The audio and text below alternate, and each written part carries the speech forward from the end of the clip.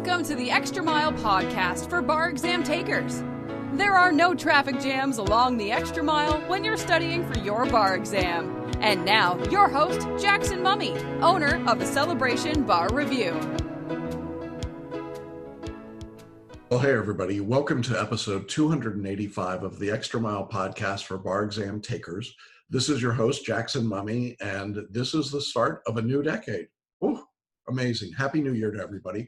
Hope that your 2020 is off to a great start. We took a couple of weeks off to rest and recover, spend some time with family, and cheer on our beloved New Orleans Saints, who unfortunately, once again, have proven that there are many ways to lose a football game, all of them apparently in the last play of the game. In any event, I hope your fortunes are better than my football team's. And we are excited to be back with you to start and renew our series and this podcast episode. I thought I'd start today by just doing a quick recap of kind of where we are in the Extra Mile and at Celebration Bar Review, because as we start this new decade, it seems like kind of a time to go back and reflect just a little bit. I started this podcast, the first episode was July 1st, 2015. So we've been going a good 4.5 years. This is episode 285, and that is hard for me to imagine. That's a lot of content, a lot of hours behind the mic and in front of the camera, and literally tens of thousands of people who have downloaded these episodes, shared them, and given us their feedback. And I am so grateful for all of you. If this is your first time on the podcast, welcome. We're really glad to have you with us. We produce the podcast in both video and audio formats. I'll just let you know that if you want to watch the video, you can go to celebrationbarreview.com episode or barreview.com/285 to watch the video. If you prefer to listen to your podcast, you can do that on Apple Podcasts or on iHeartRadio or on radio.com or Spotify, or any number of places where podcasts are syndicated, and be sure and subscribe so that you don't miss out on any episodes. And we've got complete show notes in both versions, so make sure you check that out. If you'd like to go back and listen to any of the prior 284 episodes, you can do that. It's all contained on our website. Just go to celebrationbarreview.com, click on the podcasts and blog link, and you will find all of the previous episodes right there. Now, I also thought that it would be interesting today to kind of just take a quick look back at where we are at Celebration Bar Review, because, you know, over the years, so much has happened and changed, and I wanted to just share with you a little bit of that evolution. The company that we now call Celebration Bar Review actually started in 1972, and its name at the time was Smith McLaughlin Hart, SMH Bar Review. Smith and Hart were Harvard law professors, and Walter McLaughlin was a student of theirs, and they formed a bar review company in 1972 when the National Conference of Bar Examiners created the multi-state bar exam. And SMH Bar Review became, in its day, the leading and #2 bar review nationally in the live structured bar review courses, what today I call a big box bar review. Well, I wasn't around in 1972, but I did come along in the late 1980s, and I joined SMH, started working for them, and eventually became a lecturer and a regional vice president, and stayed with SMH for a number of years. Then in 1994, a partner and I bought out SMH Bar Review and acquired the company, and we changed the name to the Study Group. And we converted SMH Bar Review from a traditional live bar review course into home study bar review, because we felt that the demographics of the market were changing and people wanted more convenience, and it was less critical to sit in a classroom environment. Well, we had great success as the Study Group for several years, and then we split up with our partner. And at the time that we made the split, we changed our business name from the Study Group to Celebration Bar Review. In those years since 1994, Celebration Bar Review has worked with over 10,000 bar review takers in virtually every state in the country. Louisiana is really the only place we haven't helped, but we've been in the Virgin Islands, we've been in Puerto Rico, we've been any place that the multi-state bar exam or the uniform bar exam or state exams like California, Florida, Texas, Georgia, and in its day, New York, New Jersey, and many others were provided. Over those years and those tens of thousands of people that we've worked with, we've had enormous successes. And part of what we've tried to do in this podcast series over the last few years is to highlight many of those stories. In fact, you can find over 80 current videos just in the last couple of years of successful Celebration Bar Review students on our website. It's on our testimonials link. And I encourage you to check those out. The odds are good that you'll find someone's story that mirrors or matches yours in many significant ways. But we also know that there are a lot of people that don't want to come on camera for good reasons, just aren't comfortable doing that. And I thought that in this year of 2020, what I would do each week in the podcast is to take one particular student comment that wasn't a video and just give them a student shout out and share with you part of what they had to say to us about the course and about their journey. And I hope that in doing that, what I can do is to encourage you in wherever you are on your journey to passing the bar. You know, I think that many people see our videos with successful students and they're incredibly uplifting for them. And we're very grateful for the people that choose to share their stories. But I also want you to know that they're not unusual in our world. We have lots and lots of students that are successful. And I think sometimes people lose sight of that and think, well, it must only be those 80 people. And nothing could be further from the truth. So I wanted to share with you, starting off today, with a student of ours. Her name is Lilith. And Lilith was a California bar taker who studied with us. And she sent me this email saying, with thankfulness and relief and gladness, I'm happy to let you know that I passed the July 2019 California bar exam. Thank you for all of your investment in me as a bar taker, for the wealth of knowledge and the priceless lessons that will last me way beyond the preparation and passing the bar exam. She goes on to say, my journey was unusual, but my testimony is priceless. Like you used to tell me, my children were learning from me. They learned patience, they learned perseverance, and they learned reliance on God. And Lilith concluded her note to us by saying, God bless you and your family and your ministry of uplifting and empowering bar takers to represent his righteousness as attorneys before our state's bars. Well, congratulations, Lilith. We're very proud of your accomplishment in passing the California bar exam. It's the toughest bar exam in the country, and we know what a big deal that is. We know how difficult the journey is for every bar taker, and we're particularly pleased when people are able to do that, reach that pinnacle, but also to share it with their families and to model for their children, as Lilith did, those attitudes of perseverance and faith and moving forward. And we know that Lilith's going to be a terrific member of the California Bar. We're excited always when people get over that hurdle in any state, but in California in particular, it's such a big accomplishment. So thanks for the kind words, Lilith. Congratulations to you and to your family. And we are delighted that we were part of your journey in the July 2019 exam. All right, well, we'll do more of those listener shout outs each week. If you've got something you want to share with us or a story, send it to me. Send it to Jackson at celebrationbarreview.com, and you might be one of the students that we feature in an upcoming episode. Well, today in our podcast episode, we are going to finish up a series that we started before the holidays. It was called The Three Voices of Fear. These are the voices that we hear in our heads that can keep us from success on the bar exam. Today's episode, we're going to look at that third voice. It's called the voice of judgment. We're going to look at how our neocortex, our new brains, give us the voice of judgment that says we're not good enough, and what we have to do to overcome that in order to be successful on the bar exam. Now, if you haven't listened to episodes 283 and 284, I would encourage you to do that. We actually look at all three voices. The voice of fear was voice number 1, and the voice of cynicism was voice number 2. And today we're going to look at the voice of judgment. And I think that you're going to find this information really helpful, regardless of where you are in your bar exam process, because it's really critical that you quiet or silence those voices in your head so that you can get the maximum impact from your study. So we're going to take a look at that. One final note before we jump into today's message about the voice of judgment. I want to let you know that, as always, our episodes are being brought to you by our free training webinar. It's called Do Something Different, Make the Next Bar Exam Your Last Bar Exam. This is an all-new 90-minute training program. It's completely free of charge, and we're going to show you during this training what you have to do in order to pass the bar. There's 4 basic steps to follow. We'll walk you through them. We'll share with you case studies of successful students who've done just what we're asking you to do. You'll hear from them in their own words about what they did that was different. Now, the beauty of this training webinar is that it's set up in an on-demand format, so you can watch at the date and time that works best for your schedule. All you have to do is to jump on and register. You can do that from the show notes page. You'll see a button right there to register, or you can go to celebrationbarreview.com/webinar, find out more about the training, and then register from there. And then you can go right in and watch immediately or schedule it for a different date and time.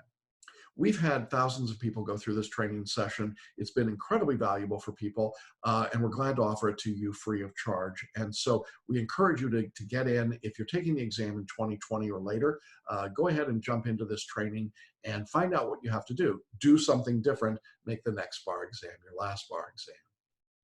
All right, I'm not going to keep you waiting any longer. I'm excited to share with you this third message in our series on the voices of fear. Let's find out about the voice of judgment. Welcome back to the third in our series on the voices of failure, the three voices that we hear in our brain that can keep us from success on the bar exam. In today's message, we're going to focus on the third voice called the voice of judgment. Now, this is an important voice because it's the one that's the most contemporaneous or contemporary. It is our neocortex, and it's the voice that tells you, I am not enough. And we're going to look at what that means, how you can deal with it, how you can minimize it when it comes to studying for the bar exam. Now, if you've not watched the two previous videos that we made about these different voices, I want to encourage you to do that, and we'll link to them with this message. But in the first of the three videos, we looked at voice number one that we called the voice of fear. This was part of the reptilian brain, and it was the part of our voice that told us that I am not safe enough. And how important that is, because that is our core basic function. In order to survive as a species, we have to be alive. And so safety is important. And so the first oldest part of the human brain is the reptilian brain, and it's the one that says you're not safe enough. Well, we learned in that first discussion that in order to overcome that voice that could keep us from doing things that we really need to do or want to do in order to be successful, that we needed to practice awareness and trust and surrender. And I encourage you, if you are feeling at all the sense of fear and you're not safe enough when it comes to studying for a big high stakes test like the bar exam, to go back and check out that video discussion. I think it's really useful. In our second discussion, we looked at the second voice, which is the mammalian brain. Now, this is the brain that wraps over the reptilian brain, and this is the voice of cynicism. The mammalian brain wants to feel loved or accepted, and this voice says you're not loved enough, you're not accepted enough. Think of a kitty cat versus a tiger that's charging or attacking. We want to feel safe and purring, and instead sometimes we're on the attack.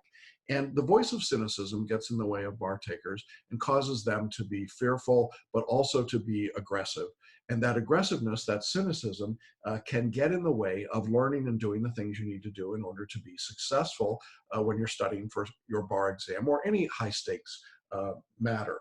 And so the practices that we looked at in that discussion were the practice of gratitude and forgiveness and kindness. And it's really just sort of defusing that mammalian brain and getting it to relax enough that you can let new information in. We also talked about some of the tools that would be helpful to deal with both the voice of fear and the voice of cynicism. We discussed paraliminal recordings, audio meditation, and a variety of other things. So again, I encourage you to check out those two discussions if you've not heard them. But even if you haven't done that, today's discussion can stand on its own because the voice of judgment is really the highest level brain functioning that we have. If you think about the human brain as being layers, we start with the oldest layer, which was the reptilian brain, and then over that was the mammalian brain. And then overlapping both of those is the neocortex or new brain. This is the executive function, what we think of as contemporary modern humanity. Now, the neocortex has both a left hemisphere and a right hemisphere. You're undoubtedly familiar with those two concepts. The left brain is what we think of as the executive logical function. So if you're a left brain thinker, and most attorneys and law students would put themselves in that category, you're logical, you're analytical, you're rational, you're thinking with your executive function or the prefrontal cortex here. And that is the 10% of our brain that we are most aware of most of the time. But of course, there's another 90% of the neocortex, and that is the right brain, the artistic, visual, creative side of our brains. This is the part that most of us don't use very frequently, or certainly not enough. But it's certainly the part that would be predominant for artists and writers and performers and people in the performing arts generally who use the creative source of their brain more extensively. The key, of course, is to be able to balance out those two.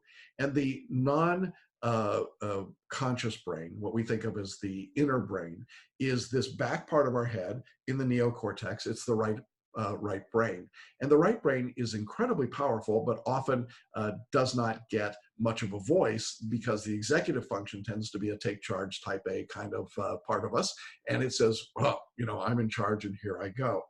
And so in our brain, we have this war going on, even at the neocortex level, between the right brain and the left brain. And it's significant when it comes to studying for the bar exam, because as your left brain is saying, well, I got to learn this and master this and become really good at this, the right brain is saying, well, what are the connections? How does it fit? What's going on? How does it feel? And we're like, there's no feelings in the bar exam. But that's not true. There are a lot. And using your intuition, as I've talked about in many other places, using that selectively is actually tapping into that right side of the brain, that non-conscious 90%, and it's incredibly effective when you do that.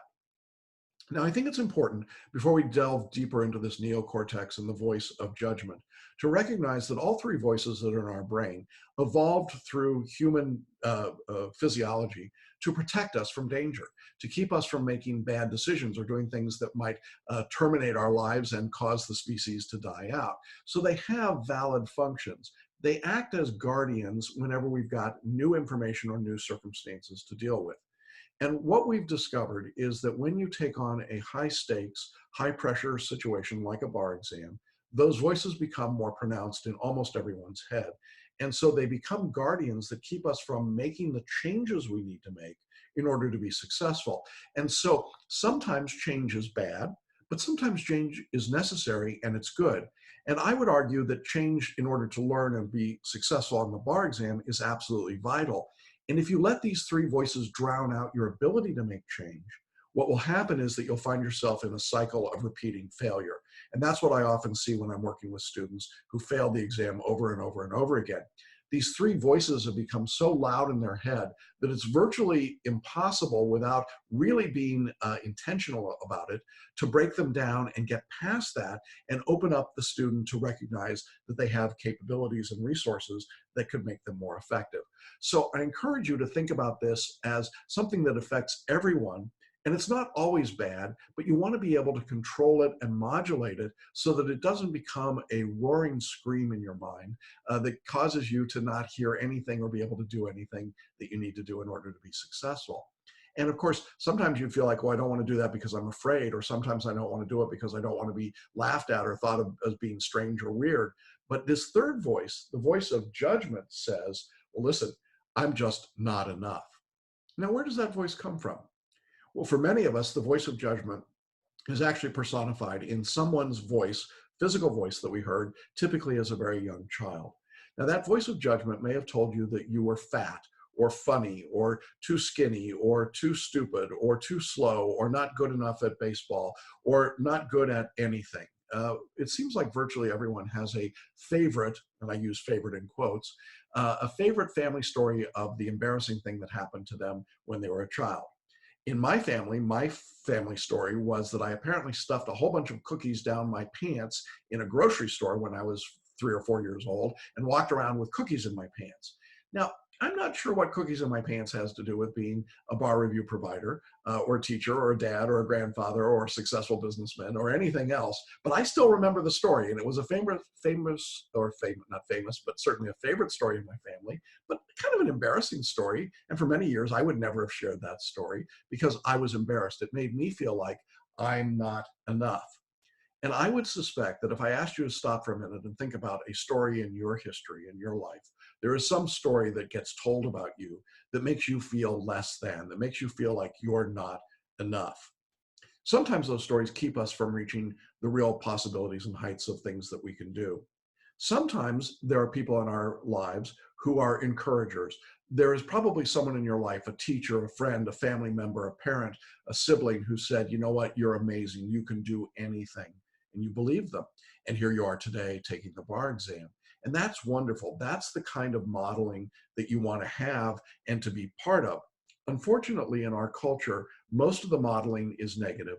It's the attempt to put someone else down. Oh, you're too dumb to ever make it to law school. What makes you think you could be a good lawyer? You can't write. You're no good at taking multiple choice tests. And the list goes on, doesn't it? And if you went to law school when I did, the basic tenet of law school teaching at that time was to try and make the students feel stupid. That was exactly what was going on. The idea was to turn students against each other and to create sort of a Hunger Games mentality among the candidates in law school. Well, that's certainly not anything that's going to boost your self-esteem or make you feel better about yourself. And so you are constantly faced with that sense of, I'm not good enough. I'm an imposter. And in fact, we've even got that title for today, the imposter syndrome. I shouldn't be doing this. I'm not good enough to do this. What makes me think I could do this? And it goes on over and over and over again. Look, if you've ever been in the practice of law and you've gone into court and you felt like you had a case that you just couldn't win, or the judge hated you, or the jury wasn't with you, or nothing was going your way, you may have felt the imposter syndrome. I'm not enough. I'm not good enough to do this. But that's a lie.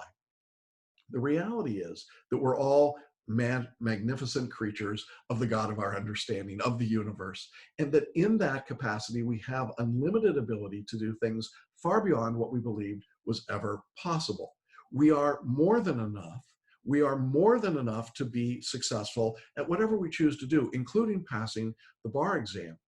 And yet, I constantly meet students who have been told so many times by so many people that they're not enough, that they've begun to believe that. That's become their conditioning. It's become not only the voice in their head, but it's become an external voice to them. And it's become so prominent and prevalent in their thought process that virtually they cannot break out of that, and they expect to fail. You know, the biggest predictor of whether you'll be successful or not on the bar exam is not how hard you study or how long you study or what course you take or how much work you do. The predominant, prevalent, number one reason of success on the exam is whether you believe you'll be successful or not. If you don't believe you'll be successful, it does not matter how much else you do or where you do it or how you do it or how much money you spend. The odds are you will not be successful. On the other hand, if you believe you can pass, then no matter how many failures and setbacks you might face, you can still be successful. You know, I had the opportunity in the recent years to work with students who've taken the exam in their state 20 times, 30 times, for more than 20 or 30 years before they came to us and then passed the exam.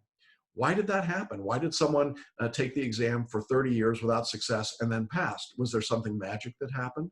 No. What happened was getting rid of the voice of judgment that said, I'm not enough, and replacing it with some new practices that gave that individual the ability to believe that they were in fact enough and could be successful. So let's look at three practices that I think you need to encourage in your own development in order to get this voice of judgment at least muted a bit, if not completely set aside. The first practice for this voice is to be open-minded. Now, what I mean by open-minded is that it's very easy to shut down and close down. The voice of fear says, oh, this could be unsafe. And the voice of cynicism says, well, I won't think that'll work. But the voice of judgment says, don't even consider it. Don't even think about doing it. What? These people want you to photo read? Pfft, that doesn't work. I'm going to check out Google or Yelp. Of course it doesn't work. I know it can't work. No one can be successful doing that. Okay. If you believe that, then you're never going to check it out. You'll never learn what might work for you, what might be helpful, how you might be able to be more successful. I am constantly confronted with students who have failed bar exams multiple times, who come to me and confidently tell me that they should do exactly what they did before when they failed all of those times, and then they expect to be successful. There is no sense of being open-minded here.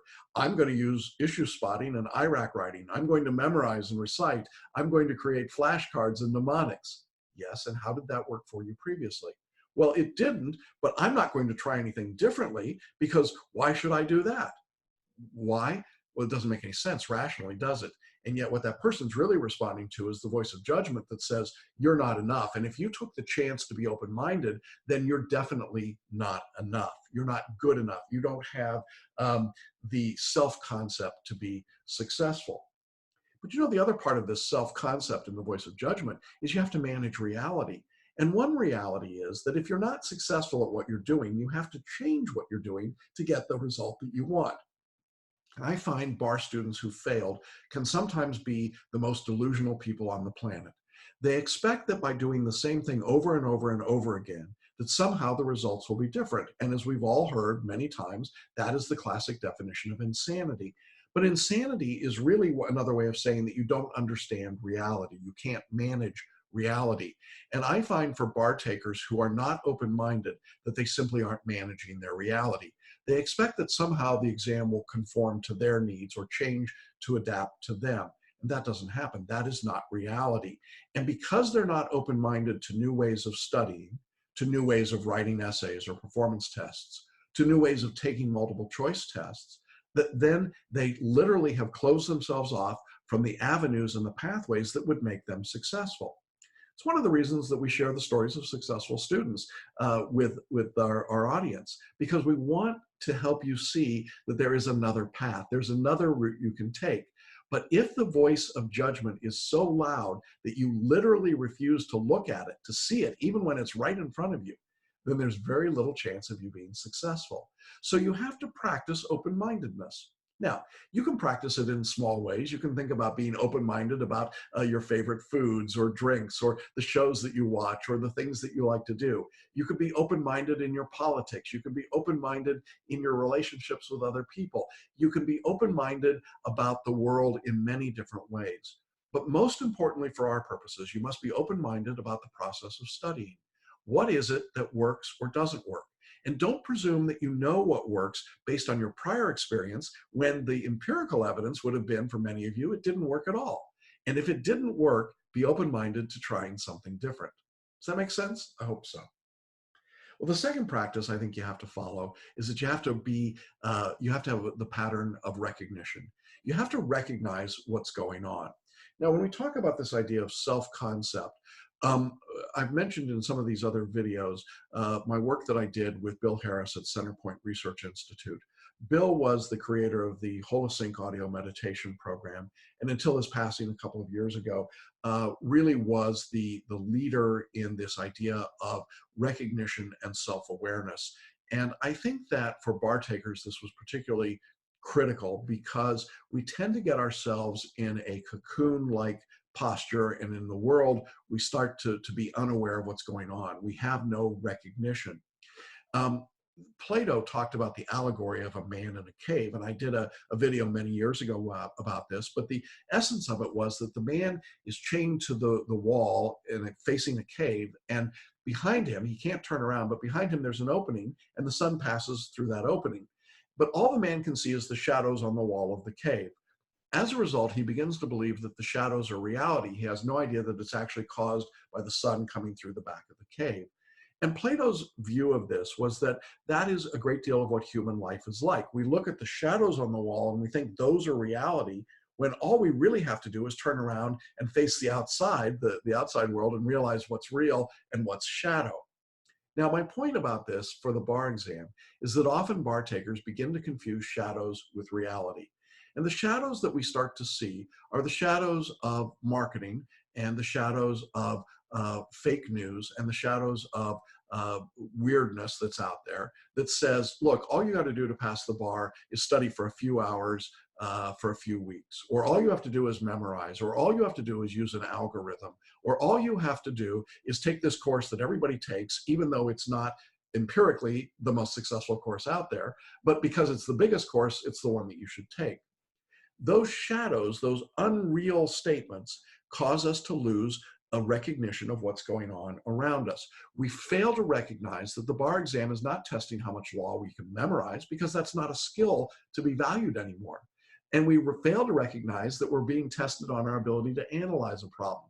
We fail to recognize that our non-conscious right side brain has something to offer in this process. And along the way, we fail the exam. And then we fail it again, and we fail it again, and we fail it again.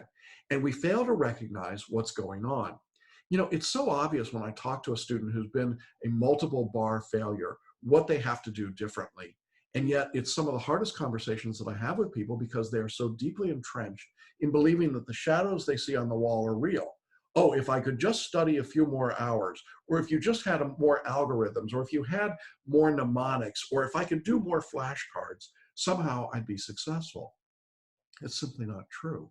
And as we look at and function in the reality of the world, we see the bar exam has changed. Since 1972, when it started, it has modified enormously in 50 years. And yet we have people studying for the bar exam the same way that students would have studied in the early 1970s. It doesn't make any sense. It's a little bit like going to get your driver's license and saying, I can ride a horse and buggy. I know how to drive a horse. Well, that's great, but that's not the vehicle that you're using today. And so in this process of recognition, we fail to recognize what we're really doing. We also fail to recognize what our strengths and weaknesses are. The voice of judgment can really cloud up your understanding of strengths and weaknesses. Oftentimes I have people who say to me, I'm not a good writer. And when we dig in deeper, we find out they're really good writers. It's just that when they went to law school, they were told you're not enough. You're not writing the way this professor wants you to write. And therefore, you're not really a good writer. And we fail to recognize that the skills that made you love writing in the first place, or made you a good journalist or a good essayist or a good writer of creative writing, suddenly were not valued. And yet they should be. And so with that lack of recognition goes away also a lack of skill sets, and we diminish ourselves. So the practice of recognition is one way of recognizing that you are enough. It's a more obvious, rational, realistic look at what's going on. If you think you're not enough, let me just challenge you this way. Go back and think about your best friends when you were in kindergarten. How many of those friends today are members of a bar, are professional class individuals who are working in a field like law? My guess is for most of you, it'll be a relatively small number of people. You see, you've already cut yourself away from most people in the world. You're in a very rarefied group just to be taking the bar exam. And I don't care if you've taken it and failed a number of times, you're still way ahead of where most people are that you started out with. And yet we somehow think of ourselves as failures because we're comparing only to those people who are successful on the bar exam. You know, it's a little bit like my sister-in-law. She and her husband live in a beautiful place in Santa Barbara. It's a marvelous condominium building on the cliffs, looking out over the water. Fabulous, fabulous place. And she told me that she felt like they were poor. And I said, well, how can that be? I mean, these condos sell for millions of dollars. And she said, yes, but all of our neighbors are, you know, top one percenters, multi-millionaires, the people that have millions and millions and millions, maybe billions of dollars. Well, if you're going to compare yourself to them, I suppose you're poor, but compared to everybody else in the world and virtually everybody else around you, you're quite wealthy. You're doing very, very well. Isn't it funny how we're always playing the comparison game? And the voice of judgment really loves the comparison game. I'm not as smart as, I'm not as talented as, I'm not as attractive as, I'm not as successful as, I'm not driving the car that these people are driving. The financial planner, Dave Ramsey, talks about his form of insanity, which is we buy things that we don't want to impress people we don't know with money we don't have. You know, I think that for many of us, that's really the process that goes on in the bar exam. You know, we start thinking, well, I'm not good enough because I haven't passed the exam. And yet you did get into law school. You did graduate from law school. That does make you successful. And once we sort of pull back the wrapper on that and say, recognize where you really are, for a lot of people, that's the permission that they need to go on and be successful on the exam, even when they've been blocked in many cases for years and years and years. So it's important that you recognize your reality. And then the third and final practice in dealing with the voice of judgment is to accept, allow, and appreciate. Accept, allow, and appreciate. I think coming along with this idea of recognition is that you've got to accept what it is that you are capable of doing. That doesn't mean accepting a limitation. It means accepting that you are where you are. I have taken and failed the bar exam. Okay, but I'm in a position to do it. I accept that I have things that I need to learn. I need to be open-minded, that other practice. I can accept that I have to put in the effort and make the time and the investment to be successful. If you refuse to accept the reality of where you are, and by reality, I mean the objective reality, not the perceptive reality, then you're taking a big step towards being successful. It's only when we cloud our minds with the unreality that we're unable to accept where we are and what we need to do. So acceptance is part of what I think has to happen here. But along with acceptance, we have to allow change to occur. We have to allow ourselves, give ourselves permission to change. That's what the practice of open-mindedness is about. We have to allow ourselves to grow, to learn, to develop. We have to allow ourselves to find out about meditation, or to find out about photo reading, or to find out about a different way of writing. We have to open ourselves up and allow ourselves to learn that there might be different ways to attack the exam that would be successful. If you don't allow yourself that period of exploration, then you're confining and condemning yourself to a path that, for many of you already know, doesn't work and will continue to be unsuccessful. And what's the point? And then people give up. And that's the worst possible thing I think that could happen. So we accept, and then we allow ourselves to be open to what's coming. And then finally, we appreciate what's happened. You know, it's important, I think, to appreciate all that you have, certainly as you think about this process. I know a lot of us grumble and complain about the fact that you have to take a bar exam. It seems like an unfair situation, and I understand that. But at the same time, I think we can appreciate that we are the beneficiaries of a system that allows us to gain acceptance on the basis of merit, that we can be appreciative of the fact that you have a law school education, that you've learned to think and write and can express yourself in different ways and more successful ways. I think we can be appreciative of the people in our lives who've supported us, our family, our friends, our teachers, our mentors, those that we come across on a daily basis. You can appreciate the people that are helping you study for the bar exam. Maybe they're making a financial contribution towards your studies, or helping out with watching the kids, or maybe just giving you a pat on the back, or taking a little of the burden off at work. When you are appreciative, a lot of things start to go in your favor. When you are selfish and acting fearfully, very few things go in your favor. One of the suggestions I make to my students in the last month before the exam is that they spend a certain number of hours every week doing something for someone else. You might say, well, why would you do that? Why wouldn't you want to study more hours? Well, when we take just a little bit of time to do something nice for someone else, maybe do some grocery shopping, or mow a lawn, or shovel a walk when it's snowing, or make a phone call, or reach out to a family member or a friend, what we're doing is reminding ourselves that we are pretty lucky. We're pretty special to be in this situation. And there are many people who would give anything for the chance to be a failure on the bar exam. It would be such a step up from where they are presently in their lives. When we're appreciative of the people around us and the circumstances around us, we recognize that we have great opportunity. I have the privilege of working with foreign trained attorneys every day who have come to the US to take the bar exam. Many of them have come from circumstances and situations that are really almost unfathomable to me. And they've worked incredibly hard to get to this position. And it's frustrating and frightening and discouraging for many of them. But you know, almost without exception, foreign trained attorneys expressed to me their appreciation for the chance to be in the United States, to take the American bar, to show that they're capable of being successful on this test. Sometimes, you know, we're pretty ungrateful about what we've got. We expect everything to be handed to us. You know, I spent my money for law school. Why don't they just let me into the bar? Well, it doesn't work that way. I heard from somebody today that said, well, I've never been to law school. In fact, I haven't graduated from college, but I think I should be a lawyer. We call it the Kim Kardashian effect. I understand that, but it's not the way it works. You should appreciate all that you've done and all you've accomplished so that you have some counterbalance against the voice of judgment. When it says, I am not enough, you can say, oh, I am enough. Look at what I've done so far. Look at all that I've done.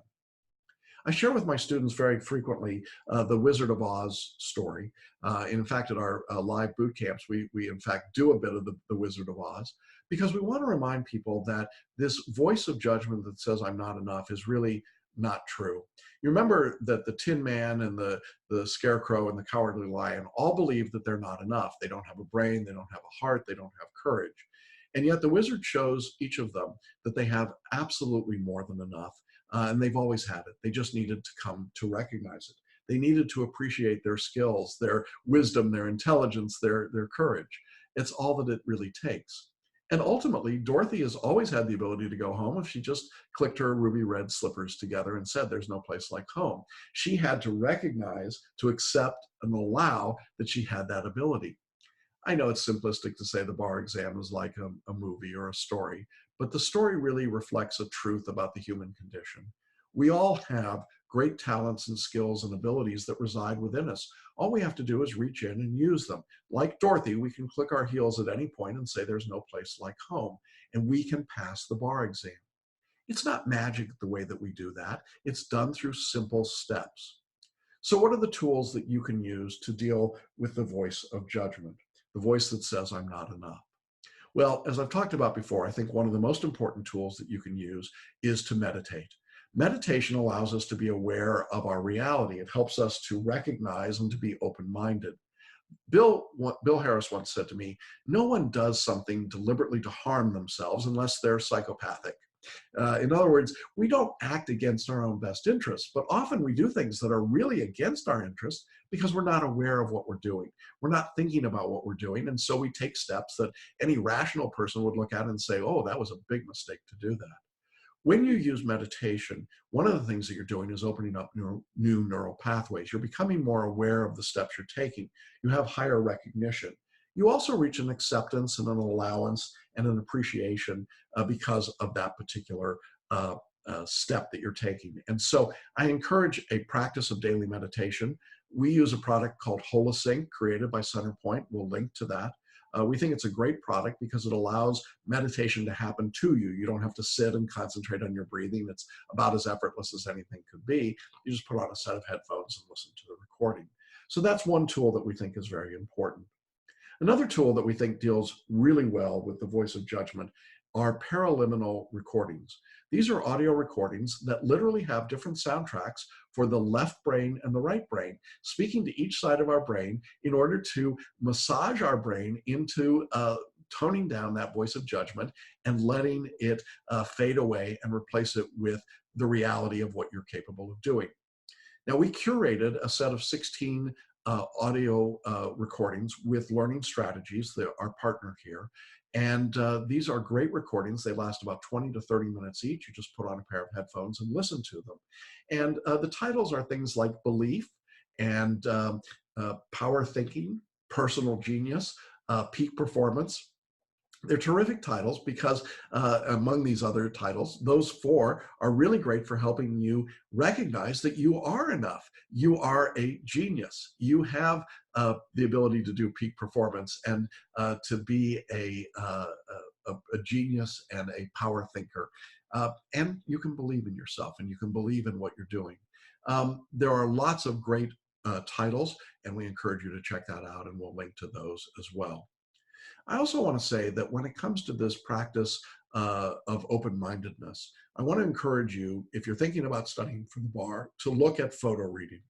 Now, there is a course called Photo Reading from Learning Strategies, but we also offer what we call photo reading for the bar exam, which is taking the photo reading course and then modifying and applying it specifically for studying the bar exam. I've been teaching that for over a decade now with remarkable results. If you watch the videos or read the testimonials of former students, you'll see that a significant percentage of them use photo reading, and it changed their scores dramatically. And if your first reaction to that is to say, well, that couldn't be, remember that that's the open-mindedness. That's the voice of judgment trying to shut you down. Explore it, find out more about it. Photo reading can make a huge difference because what it does is it reads the material into your non-conscious brain, into the right side of your brain, and then allows the left side of your brain to bring that out when you need it, much like a search algorithm. And again, we'll link to that as well.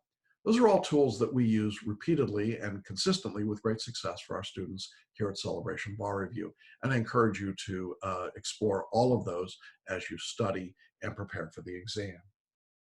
Well, as we wrap up this series on the voices of failure, what we've seen and what I hope you've discovered is that there are 3 voices that act as guardians in our pathway to learning new things: the voice of fear, the voice of cynicism, and the voice of judgment. All of them have useful roles to play in our evolution and development, but none of them are particularly helpful when it comes to learning new things in order to be successful for something like the bar exam. And if you're going to be successful on the test, you'll have to learn how to control and to work with those voices, to put them in their proper perspective, not to completely make them go away, but to not allow them to drown out the work you need to do in order to be successful. If you ask me, what is it that causes a student to go from failure on the exam to success on the exam? I would tell you that most often it's when a student is able to set aside those voices in their head that tell them that they are not safe enough, or they're not loved enough, or they're not enough. And they change that with a voice that says, I'm capable of doing this. I have something to offer the world. I have something to offer the community. I have something to offer the profession, and I'm determined to do that. When that voice is the voice that someone hears, they're virtually unstoppable. And in that moment, they become really capable, really confident, and really able to do the work to the best of their ability. And that's what I want for each of you. And so I hope that this series has been helpful. I hope that you will take the messages and the teaching to heart, and that you will find a way to turn those voices of failure into voices of success. Well, that's our episode for today. I hope that you found this discussion about the voice of judgment to be helpful. I want to encourage you, if you haven't listened to or watched episodes 283 and 284, to go ahead and do that. The 3 episodes together, I think, make a great trilogy. We'll be back again next week. More information about the upcoming February 2020 bar exams, some thoughts and ideas, and more listener profiles as we move into this series and into this season in our new decade. Again, want to remind all of you about the free training webinar, Do Something Different, Make the Next Bar Exam Your Last Bar Exam. You can find all the information in the show notes or by going to celebrationbarreview.com/webinar. And we'll see you on that free training. And we'll see you next week here at the same time along the Extra Mile. Take care, everybody. Thanks for listening to the Extra Mile podcast for bar exam takers at www.celebrationbarreview.com.